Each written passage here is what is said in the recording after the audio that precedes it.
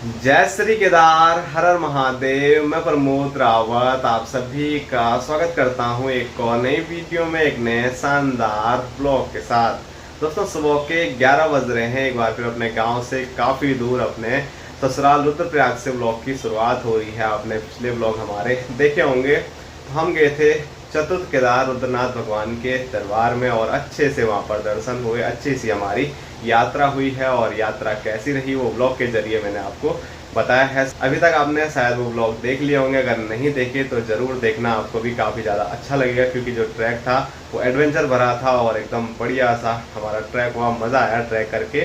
थोड़ा पैरों में दर्द ज़रूर है, लेकिन भोलेनाथ के दरबार में जब हम पहुँचे तो एकदम इतना बढ़िया लगा कि वहाँ से वापसी आने का मन नहीं कर रहा था, लेकिन आना ही था। क्योंकि हमको तो आना था, साथ साथ में वहाँ से भोलेनाथ को भी अब नीचे आना था। आज 17 तारीख है, तो बाबा की जो डोली है वो सुबह वहाँ से निकल गई होगी। और मैंने लास्ट ब्लॉग में आपको ये भी बताया था कि बाबा की जो डोली है वो 6 महीने रहती है गोपीनाथ गोपीश्वर मंदिर में। तो शीतकालीन समय में अगर आपको रुद्रनाथ भगवान के दर्शन करने हैं तो आपको गोपीनाथ गोपीश्वर मंदिर में जाना पड़ेगा। बाकी फिर अगले साल कुछ स्पेशल तिथि आती है, डेट आती है, जब फिर बाबा अपने स्थान पे चले जाते हैं रुद्रनाथ में। तो इस बार की यात्रा हमारी बढ़िया रही और दोबारा यात्रा करने के लिए जब बाबा बुलाएंगे तो हम भी जाएंगे और वीडियो के ज़रिए आप लोगों को भी वहाँ पर लेके जाएंगे। लेकिन जब से वहाँ गए हैं तो एकदम बढ़िया एनर्जी है शरीर में। काफ़ी ज़्यादा खुशी हो रही है कि पंच केदार मेरे तो कंप्लीट हो गए हैं। अब संजना भी शुरुआत कर रही है ट्रैक की, और पहला ही ट्रैक इतना बढ़िया रहा है। थोड़ा मुश्किल रहा था, लेकिन भोलेनाथ की जो डोरी थी, भोलेनाथ ने हमको अपनी ओर ऐसा खींचा कि फिर जो एडवेंचर भरा ट्रैक था वो मज़ेदार ट्रैक बन गया। और काफ़ी ज़्यादा खुशी हो रही है। और खुशी का तो मैं क्या बताऊँ, वो चीज़ मैं आपको शब्दों में बयान नहीं कर सकता हूँ। अगर आपको भी ट्रैक करने का शौक़ है, अगर आप रुद्रनाथ भगवान के दर्शन करना चाह रहे हैं, तो अगले साल जब वहाँ कपाट खुलेंगे तो ज़रूर एक बार वहाँ जाना। बहुत अच्छा लगा हमें। और कल रात को ही हम यहाँ पर पहुँचे, तो फिर कल रात काफ़ी थक गए थे, तो इसीलिए लेट से ब्लॉग की शुरुआत हुई है। सुबह सुबह मैंने वीडियो एडिट किया। और वैसे आज प्लान था घर निकलने का, क्योंकि आप लोग भी काफ़ी ज़्यादा मिस कर रहे हैं हमारे फैमिली को और हमारे पूरे गांव खमोली को। तो आज नहीं, लेकिन कल सुबह सुबह यहाँ से खमोली के लिए हम निकल जाएंगे। आज थोड़ा आराम कर लेते हैं, फिर कल से अपने गांव खमोली से ब्लॉग की शुरुआत भी होगी। और फिर आपको पहाड़ के जो नज़ारे हैं वो अपने गांव खमोली से हम दिखाने की पूरी कोशिश करेंगे। और यहाँ देखो इसके हाल। क्या लगा रही है? ये है दही, बेसन और साथ में क्या बोलते हैं उसको, हल्दी। मैं चीज़ तो भूल गई। अपने आप तो लगा रही है, मेरे को ही बोल रही है। अरे ये हल्का लगा, क्योंकि ना सब कह रहे मुझे कि ससुराल जाके बोल तेरे वो हो गया, बोल क्या चेहरे का रंग बदल गया, कमेंट में आ रहे थे। मैं क्या बता ऐसे आ जाए कलर। मजाक करी मैं। कल हम आने गए परसों, तो चेहरे पर अजीब से वो ब्लैक ब्लैक जैसे निशान पड़ रहे ना। मैं कल लगा देते, घर की चीज़ें, और अगर तुम भी लगा लो, इससे खराब नहीं होगा। जब चेहरा खराब होगा ना बाद में, कुछ नहीं होता, ये घर की चीज़ें है, इससे कुछ नहीं होता। अच्छा नहीं होगा तो बुरा भी नहीं होगा। और पैर पूर ठीक है? मैं जब पोछा भी लगा रही थी ना, मैं तक बाहर में ऐसा करके लगा रही थी, फिर नीचे बैठ रही हूँ, खड़ी थी, उल्टी हूँ मैं। सफाई भी करनी थी क्योंकि 2-4 दिन से मम्मी भी घर थी, हम भी इधर उधर। और ठीक है ना, मतलब ज़्यादा दिक्कत तो नहीं है? इतनी दिक्कत नहीं, जब मैं झाड़ू पोछा लगा सकती हूँ तो दिक्कत नहीं। अगर मैं बिस्तर में पड़ी रहती तब दिक्कत की बात थी। चलो फिर नई यात्रा की तैयारी में रहता हूँ। ठीक है, ठीक है। फिर से चलेंगे एक लंबे ट्रैक। दीपावली के बाद आज तो पहले दीपावली की शॉपिंग करेंगे हम, तो उसके बाद एकदम बढ़िया एक अच्छा लंबा ट्रैक करेंगे फिर से। ऐसा तो नहीं है कि हो गया हालत ख़राब हो गई? कोई नहीं, हालत ख़राब हो गई उसी टाइम पे होगी। थोड़ा थोड़ा जाएंगे जाएंगे, हर जगह जाएंगे तुम्हारे साथ। चलो अब तुम्हारी बारी। तो यहाँ स्क्रीन पे आप देख सकते हैं संजना तो अपने आप पीली हो गई, साथ साथ में पीला उसने मेरा चेहरा भी कर दिया है। और अब बल 15 मिनट तक इसको ऐसे ही रखना है। और जैसे जैसे ये सूख रहा है ना, तो बोलने में भी बड़ी दिक्कत हो रही है, वो बहुत टाइट चिपका जैसा लग रहा है। तो चलो 15 मिनट इंतज़ार करते हैं और देखते हैं चेहरे में कुछ निखार आया भी है या बस ऐसे ही लगा दिया। और ये बात कर रही थी कि हल्दी शायद एक्सपायरी हो गई, जब लगा दिया तब भूल ली है। तो कोई भरोसा नहीं है। वैसे हल्दी घर की चीज़ है अच्छी चीज़ है, लेकिन अगर ये मार्केट से लाए हैं और एक्सपायरी हो गई होगी तो उसके बाद बड़ी दिक्कत है। अगर हमारे घर की जैसे अपने खेत की हल्दी है उसमें तो उतनी दिक्कत नहीं होगी। तो जो भी होगा 15 मिनट के बाद पता चलेगा।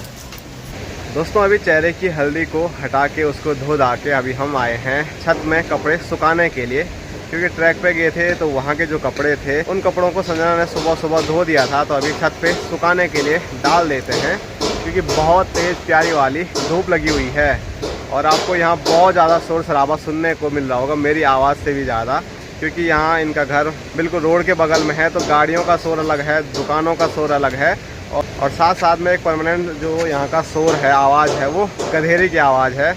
आजकल तो फिर भी थोड़ा बहुत कम हो गई है, पानी कम हो गया, नहीं तो यहाँ जो गधेरे की आवाज़ आती है वो रात भर सोने नहीं देती है। तो ये देखिए संजना ने यहाँ पर कपड़े सुखाने के लिए डाल दिए हैं और ये देखो। चलो हल्दी लगा के छत में नहीं रहते ज़्यादा देर तक और काले हो जाएंगे। पहले ही आंखें छोटी हैं, आंखें ही नहीं खुल रही हैं, ना तो इसकी और ना ही मेरी। और यहाँ दिखाऊं तो ये है यहाँ रुद्रप्रयाग, यहाँ से बस यही वाला एरिया रुद्रप्रयाग का नज़र आता है। और थोड़ा यहाँ छत से मैं आपको बगल वाली जो छत है इसमें जाके दिखाता हूँ आपको। तो ये देखिए, तो ये है रुद्रप्रयाग का बस अड्डा और अब ये नई पार्किंग यहाँ पर बनी है कार के लिए भी, पहले ये नहीं थी, अभी कुछ टाइम पहले ही ये बनी है। बिल्कुल गधेरे के ऊपर छत डाला और पार्किंग तैयार। रुद्रप्रयाग में पार्किंग की बड़ी समस्या है और अभी दिन का टाइम हो गया है तो बसें कम ही नज़र आ रही है, नहीं तो यहाँ पूरी बसें रहती है वहाँ तक भरी हुई। तो ये पूरा एरिया, इसका नाम ही बस अड्डा वाला एरिया है। और ऊपर वहाँ पर आपको पीपल का पेड़ नज़र आ रहा होगा, थोड़ा फोकस नहीं हो पा रहा है, तो फोकस तो हो नहीं रहा है, लेकिन वहाँ ऊपर पे बड़ा सा पीपल का पेड़ आपको ऐसे में भी नज़र आ रहा होगा।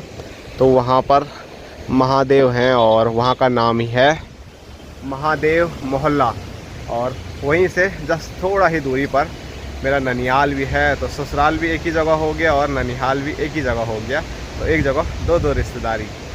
तो अभी फ़िलहाल छत से नीचे उतरते हैं, क्योंकि धूप बहुत ज़्यादा तेज़ है और संजना बोल रही है हल्दी लगाने के बाद धूप में ज़्यादा नहीं रहते हैं। और वैसे भी सर्दियों का टाइम आ गया है, लेकिन आजकल दिन के टाइम पे जो धूप लग रही है ना, ऐसा लग रहा है जैसे जून का महीना चल रहा होगा, काफ़ी ज़्यादा तेज़ धूप लगी हुई है। और हम गए थे रुद्रनाथ यात्रा पर, तो वहाँ के हिसाब से तो यहाँ कुछ ज़्यादा ही गर्मी लग रही है, क्योंकि वहाँ बिल्कुल ठंडा ठंडा मौसम था।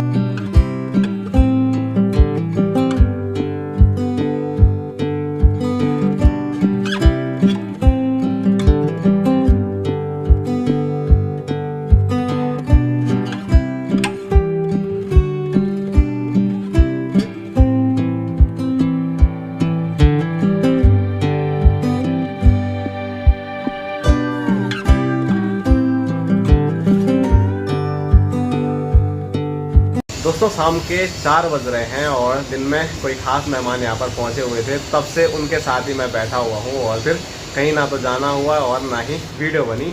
तो आप लोगों के मतलब शादी के दिन बहुत सारे कमेंट आए थे जब सुषमा की शादी हुई थी कि आपके जुड़वा भाई हैं क्या वो, तो आज आपको फिर से जुड़वा भाई से मिला ही देते हैं। तो यहाँ देखो, ये है हमारे जुड़वा भाई मोहित भाई और साथ साथ में यहाँ पर सुषमा। ससुराल जाके मोटी होगी, लोग कमजोर होते हैं, ये मोटी हो गई और खुश हो रखी है। और कैसी चल रही है आपकी जिंदगी शादी के बाद? बढ़िया चल रही है।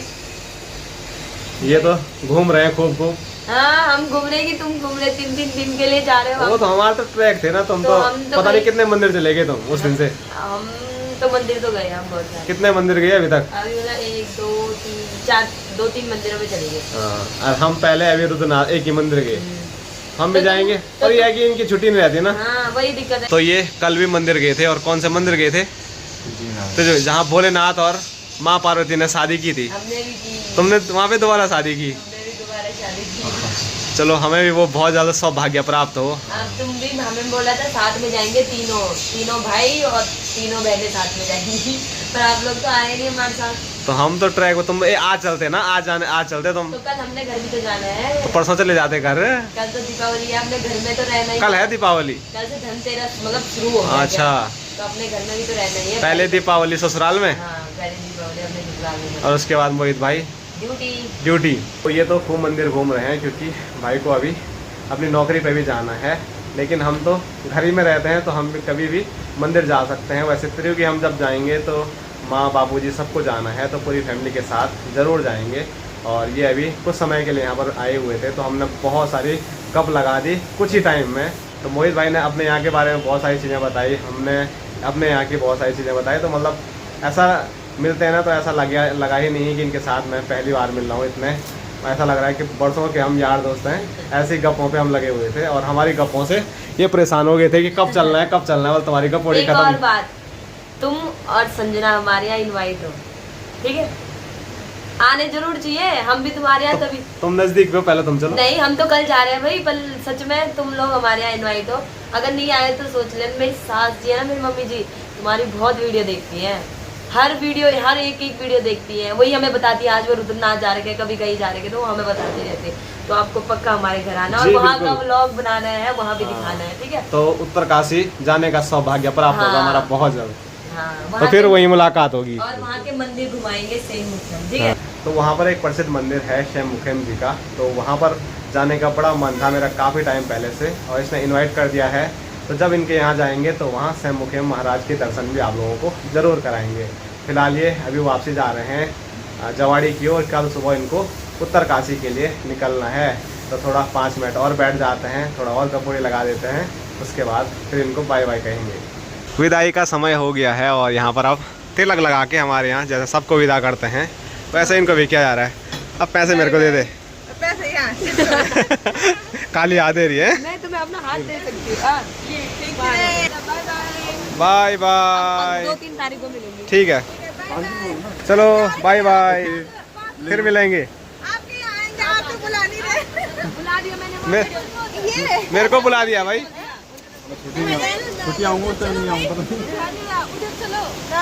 चलो चलो।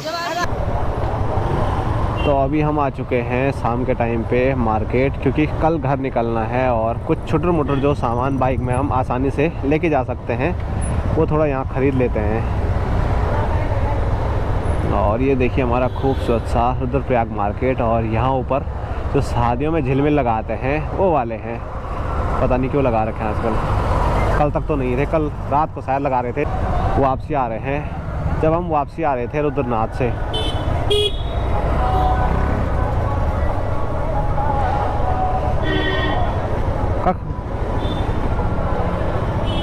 जय बजरंगबली, जय श्री राम।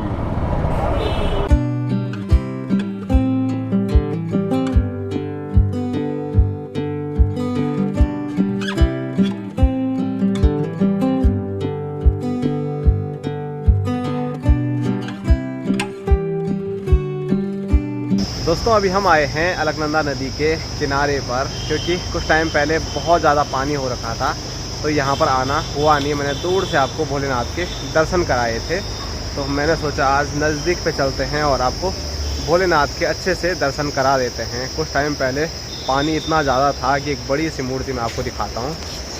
तो ये देखो यहाँ पर विराजमान है हमारे भोलेनाथ।